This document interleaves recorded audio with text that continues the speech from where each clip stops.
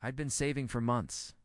Not for a new phone, not for some fancy gadget, but for something that, in my head, felt bigger than any gift I'd ever given in my life. A 7-day trip to New Zealand for my parents.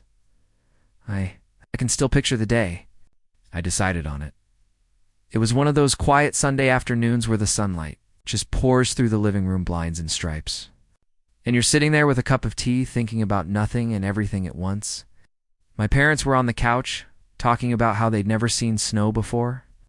My mom had this faraway look in her eyes. She said she always wanted to see those blue lakes and big mountains like in the movies. That was it. The idea planted itself in my head like a stubborn little seed. And once it was there, I couldn't stop watering it. I started putting money aside in this old tin box I used to keep my school lunch money in. Every payday I'd fold a few crisp bills, tuck them inside, and tell myself, this is for them. Sometimes it meant skipping dinners out with friends. Sometimes it meant saying no to buying myself the little things I wanted, but it didn't feel like a sacrifice. If anything, it felt exciting. Every time I put something in that tin box, it felt like I was buying a ticket to a future memory. One where my parents were standing in front of snowy peaks, wrapped in warm coats, smiling like they did when they were young. When I finally had enough, I went all out. Flights, hotels, even a scenic train ride through the South Island. I wanted them to see everything. The lakes that look like melted sapphires, the kind of mountains that make you forget to breathe, and those endless fields that look like they belong on postcards. I remember marking the dates on my calendar. With this fat red marker, I even crossed off the days leading up to it, like a kid counting down to their birthday.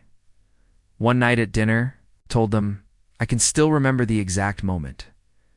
We were eating Mom's chicken curry. The smell of turmeric and garlic filled the air, and I just blurted it out. I booked us a trip to New Zealand. For a second, there was silence. My mom's fork hovered in midair. My dad blinked twice, like he wasn't sure if he heard me right. And then my mom smiled. Not just any smile, but the kind where her eyes softened. And she leaned forward, already asking questions about where we'd go first. My dad laughed. This short, almost disbelieving laugh, and said, "You've gone mad, haven't you?" But he said it with that half grin he gets when he's secretly touched. That night, after they went to bed, I sat in my room and imagined it all. Us walking by Lake Tekapo, steam from our coffee cups drifting into the cold air, my mom pointing at a snow-capped mountain like she'd just spotted a celebrity. It felt perfect, like I was giving them something they'd never forget. And honestly, I thought it was something we'd share together. It happened on a Wednesday, I remember, because it was one of those slow afternoons at work where the clock seems stuck on the same minute. You start daydreaming just to survive the boredom. I was in the middle of picturing us landing in Christchurch, my mom pointing out the airplane window, my dad pretending not to be impressed, when my phone buzzed. It was a text from Mom. Just one line, by the way. "We're bringing Uncle Sam instead of you. Hope that's okay." I stared at it for a good 10 seconds, blinking, convinced I'd misread it. Read it again and again, instead of you. The words felt like a slap you don't see coming, the kind that leaves your ears ringing before your brain catches up. At first I thought maybe she meant something else. Maybe she was joking. My mom sometimes sends messages that don't quite translate right over text. So I waited for the follow-up, the ha-ha. Just kidding, or the we'll all still go together, but Sam's tagging along. It never came. I sat there at my desk, phone in hand, heartbeat climbing. In my head, I started doing this mental shuffle, trying to give her the benefit of the doubt. Maybe they thought I was too busy with work. Maybe they're worried about me spending more money, maybe? But each excuse felt thinner than the last. Because here's the thing. This wasn't some random weekend getaway. This was our trip. The one I planned. The one I paid for. The one I'd been counting down to for months. I typed and erased 3 different replies before finally sending, "Wait, what? You're going without me?" The reply came fast. "Yeah, honey. You're always so busy, and Uncle Sam hasn't been anywhere in years. We thought it'd be nice for him to have a break. Nice for him." The words sat in my chest like a stone. And here's the part that hit me hardest. She wrote it so casually. No hesitation. No hint that she realized she'd just pulled me out of my own gift, like I was an extra in a movie that didn't need me anymore. It wasn't even an apology. It was a decision. Done deal. I put my phone face down on the desk and stared at the wall, my mind split between disbelief and this slow, creeping ache in my stomach. I could already see it. My seat on that scenic train ride now, taken by Uncle Sam. My spot at the dinner table in Queenstown, filled by someone who didn't even know. I'd paid for the meal, and maybe it sounds dramatic. But in that moment, it felt like I'd just been quietly erased from my own plans that night. I couldn't sleep. I just lay there in the dark. The blue light from my phone screen fading into the ceiling, replaying every conversation we'd had. About the trip, and it's funny, you know how at the time, certain things don't register, but later they echo in your head with this awful clarity. That's exactly what happened. Flashback 3 weeks ago, we were in the kitchen. I was packing my lunch for work, slicing bread, when I said, "I can't wait to show you both the glaciers in person." Mom gave this polite smile, but instead of her usual, "Oh, it's going to be amazing," she just asked if I wanted more. At the time I didn't think anything of it. Now, it felt like she'd already decided I wasn't going. Another flashback at dinner. Dad mentioned how Sam's been having a tough time lately and needs to get out of the house. I nodded, sympathetic. I mean, Uncle Sam's been jobless for years and seems stuck in this loop of bad luck. But looking back, they weren't just talking about him. They were planting the seed, softly making their version of the trip. Make sense, the version where I wasn't in it? The more I thought about it, the more those little moments piled up.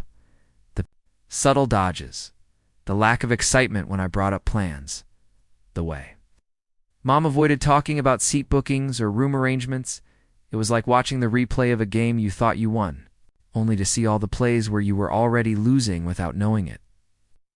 I remembered the night I booked the scenic train ride, one of those bucket list experiences I'd read about in travel blogs. I told Mom on the phone, we'll have to wake up early that day, but the sunrise over the mountains will be worth it. She said, yeah, in this distracted tone. Now I realized she probably wasn't even picturing me in that seat. I think what hurt most wasn't just being left out, it was realizing they'd been planning it. It's that way for a while, that I'd been excited alone. When you replay conversations in your head, you notice the silences, the moments they didn't join in your excitement, the casual phrases that, at the time, slid past you but now feel like quiet betrayals. And lying there in bed, I couldn't help but wonder, if they'd told me from the start, would it have hurt less? Or did this slow, hidden swap make it worse? It was like watching the curtain fall on something I thought was mine, except the show had been rewritten weeks ago. And I just didn't get the memo. I didn't bring it up right away. Part of me was still hoping they'd text back, saying, "Oh no, we didn't mean instead of you, we meant with you." But a full day passed and nothing came, so I called. Mom answered, her voice light and casual. Like nothing had happened. I didn't even bother with small talk. Why am I not going on the trip I planned? There was a pause, just a short one, but long enough for me to feel the weight of it. Then she started in on the reasons. You've been working so much lately? You're always tired? It might be nice for you to have a week to yourself. I bit back the urge to laugh, not because it was funny, but because it was absurd. A week to myself? It wasn't what I'd been saving for. Then came the big one. Your uncle hasn't been anywhere in years. He needs this more than you do.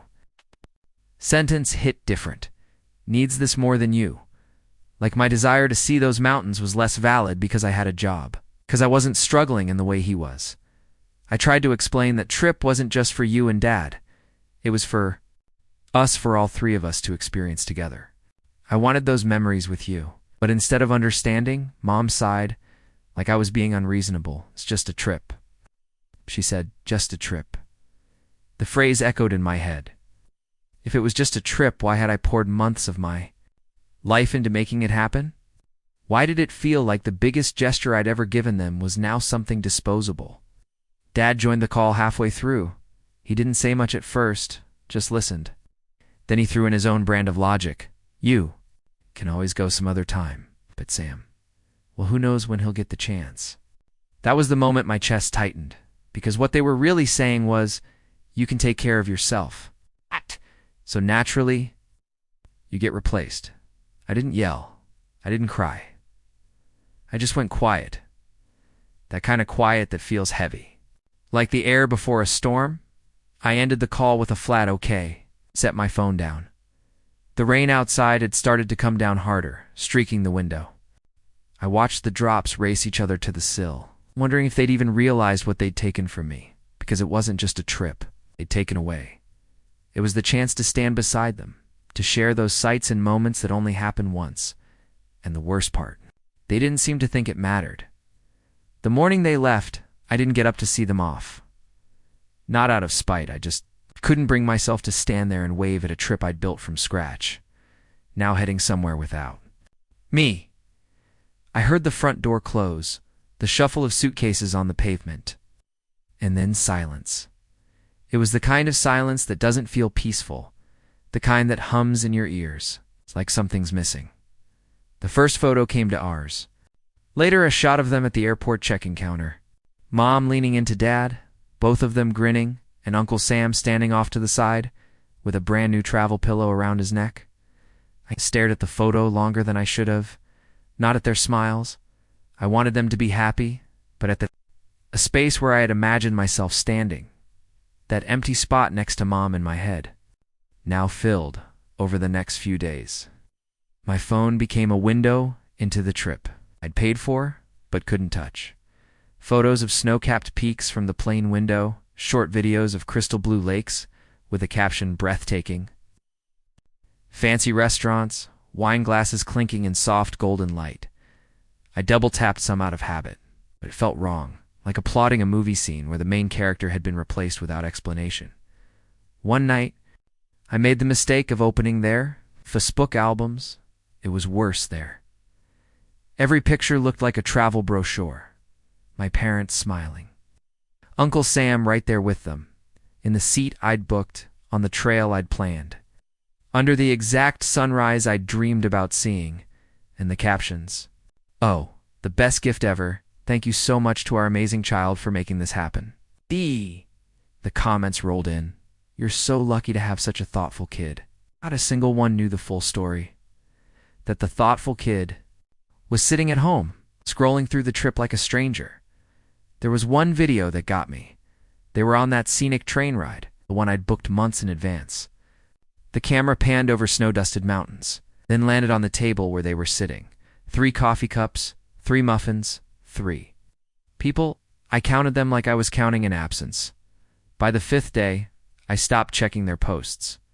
Not because I didn't care, but because every image felt like a reminder that I'd been edited out of my own story. At night, I'd sit by the window, listening to the city hum in the background, wondering if they ever looked around and noticed I wasn't there, if they ever thought, even for a second, maybe this isn't how it should have been. But judging by the photos, they seemed fine. It was the 3rd night after I'd stopped checking their updates. I was halfway through reheating leftover pasta when my phone rang. It was my friend Lisa. We don't talk every day, so her name lighting up my screen instantly made me think something was wrong. Her voice was hesitant. It's like she wasn't sure if she should say what she was about to. I just ran into your parents at the airport lounge a couple days ago. They were telling everyone about their trip. I waited, thinking she was going to say something harmless instead. She continued, they were saying you gave the trip to your uncle as this selfless gesture. You decided to stay home so he could have the experience. For a moment, I just stared at the wall, the microwave humming behind me, you mean. They told people I offered it to him? Lisa's pause was all the confirmation I needed. I thought that's what happened, isn't it? I swallowed hard, my mouth dry. No, Lisa, that's not what happened at all. She went quiet, probably realizing she'd just stepped into something messy. I'm sorry. I thought you should know. We hung up and I stood there, a microwave beeping in the background like some kind of cruel metronome. Pasta forgotten. It was one thing to be left out of my own trip. It was another to find out if they'd rewritten the story entirely, in their version. I was this generous, saintly child who put my struggling uncle's happiness above my own. In reality, I'd been replaced, without warning, without choice, and the worst part? Everyone they told now thought I was a hero for it. I sat down on the edge of my bed, the phone still in my hand, replaying Lisa's words. The scene formed in my head, my parents' wine glasses in hand, smiling as they told strangers and friends this sweet little story about their selfless kid. It wasn't. Just a lie it was. Image management, like they were smoothing over an ugly truth with a prettier version that made them look good and me look noble. The ache in my chest from earlier in the week was still there, but now there was something else layered over it, something sharp. It's like betrayal laced with humiliation. Because now, I knew it wasn't just about the trip. It was about the story they'd chosen to tell about me, and they didn't even give me the courtesy of knowing I was in it. They came back on a Sunday. I heard the car pull into the driveway. The sound of suitcases dragging against the front steps. The muffled laughter as they struggled with the door. When they walked in, they looked sunburned, relaxed, happy, like people who'd just been somewhere beautiful and had every comfort handed to them. I didn't get up right away. I stayed seated at the dining table, hands wrapped around a mug of tea gone cold. Mom was the first to speak. Oh, you wouldn't believe the views from that train ride. Just magical. She set her bag down, pulling out little souvenirs, a carved kiwi bird, a jar of local honey. Dad chimed in. You really missed out. But it was so good for Sam. You should have seen him at the lake. He looked like a kid again. I looked at them both, and for the first time in my life, I didn't respond with a polite smile or a distracted nod. Instead, I asked, "Why did you tell people I gave my spot to him?" The room went quiet like the air had thickened. Mom froze. Mid-packing. Dad's hand stilled over his suitcase zipper. Mom was the first to recover. Well, it sounded nicer that way. Sounded nicer for who? I asked, my voice low. For me or for you? She frowned, her voice taking on that defensive edge I knew too well. Look, we didn't want people to think you were upset, we thought. You'd be fine with it. That's the thing, I said, leaning forward. You thought I'd be fine? You didn't ask. Dad jumped in, shaking his head. You're making this a bigger deal than it is. It was just a trip. I let out a short, humorless laugh. You've been saying that a lot lately. It's just a trip. If it was just a trip, why did you need to rewrite it into some noble act I didn't choose? No one spoke. I could hear the faint ticking of the wall clock. The hum of the fridge. I didn't yell. I didn't cry. I just let the silence do its work. Because sometimes silence says more than raised voices ever could. Finally. Glad you enjoyed yourselves, I said flatly, but don't tell stories about me that aren't true. I don't care how nice they sound. And I walked out. Not slamming the door, not stomping my feet, just walking. Because it wasn't about dramatic exits anymore. It was about finally drawing a line. After that night, nothing blew up.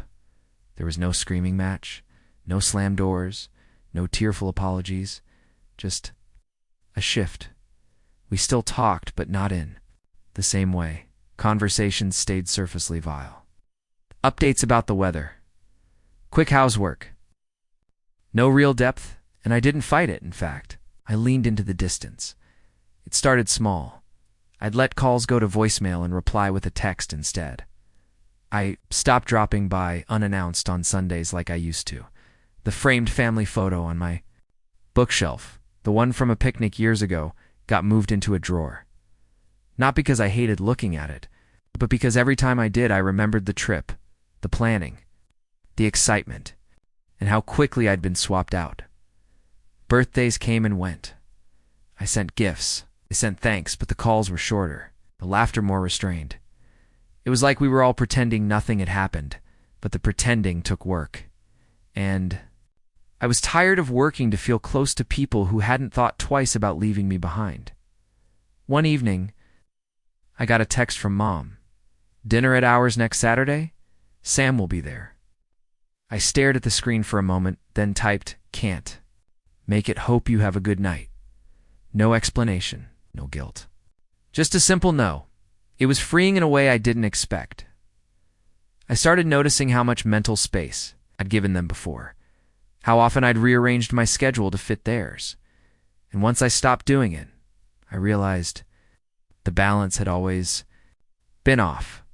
This wasn't about revenge. It wasn't about punishing them. It was about giving myself the space to stop feeling like an optional extra in my own family. The truth is, you don't always have to announce when you're stepping back. Sometimes, you just step in one day. You look around and realize you're standing somewhere. They can't reach unless they make the effort.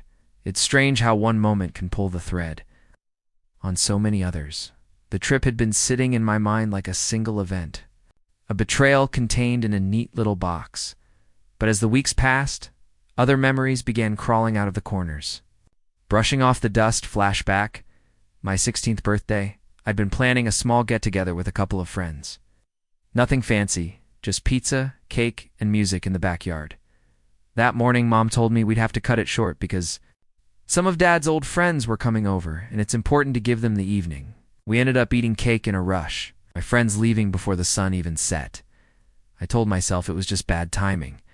But now, looking back, maybe it was something else. Flashback again. The time I got a big promotion at work. I called them, excited, telling them I'd been chosen over 10 other candidates. Mom congratulated me. Then immediately started talking about how Uncle Sam's car had broken down and how much stress he'd been under. Within 2 minutes, my news felt like background noise. The more I thought about it, the more I saw the pattern. Mom and Dad didn't mean to make me invisible, but somehow in their world, my needs and my moments always seemed optional if there was ever a choice between me and someone else. I was the safe one to set aside because I'd understand, because I wouldn't make a fuss. That's the part that really stuck with me. They'd built this image of me as the easy child, the strong one, the one who doesn't need much. And maybe, without realizing it, they'd started using that as an excuse to take more from me than they'd ever take from someone else. The New Zealand trip was just the most obvious example. A glossy, postcard-perfect week where my absence didn't matter enough to even consult me, where my generosity, something I'd been proud of, became a tool to frame them in a better light. Seeing it that way, it stopped feeling like one bad decision and started feeling like the natural result of years of being treated as the safe choice to disappoint. And once you see a pattern that clearly, it's hard to unsee it. It was late summer when I finally booked my own trip. Not to New Zealand. I wasn't ready to step into the same landscapes I'd imagined sharing with them. I chose somewhere smaller, closer. A quiet coastal town a few hours away, where the sea stretched endlessly and the streets smelled faintly of salt and fresh bread. I didn't tell anyone, not because I was hiding it, but because I wanted this one to belong entirely to me. When the day came, I packed light, a single backpack, a pair of worn-in sneakers, my camera, no detailed itinerary, no hotel confirmations for anyone else. Just me, on the train ride there. I watched the scenery flicker past, fields giving way to rocky hills, hills giving way to a flash of blue horizon. And for the first time in months, the space in my chest that had been tight since the trip began to loosen. I spent the mornings walking barefoot on the sand, letting the water curl around my ankles. In the afternoons, I wandered through side streets, buying little things I didn't need, a hand-painted mug, a stack of postcards I'd probably never send, and at night I'd sit on a wooden bench by the pier, watching the fishing boats drift in under the orange-pink sky. It wasn't grand, it wasn't epic, but it was mine. On the second evening, I took out my phone and scrolled back to those New Zealand photos, the ones I'd avoided. For so long, they didn't sting as much now. They were still theirs. But this trip, this moment, this quiet, this was mine. And maybe that was the real shift, realizing I didn't need to wait for someone else to include me in their plans. I could make my own. I could choose where I stood in my own story. On the last morning before I boarded the train home. I stopped at a small cafe. I ordered a cappuccino and sat by the window, watching the waves crash against the breakwater. The smell of coffee mingled with the salty air, and for a moment I felt something I hadn't felt in a long time. Not joy exactly, not closure, but peace. And that was enough to start again.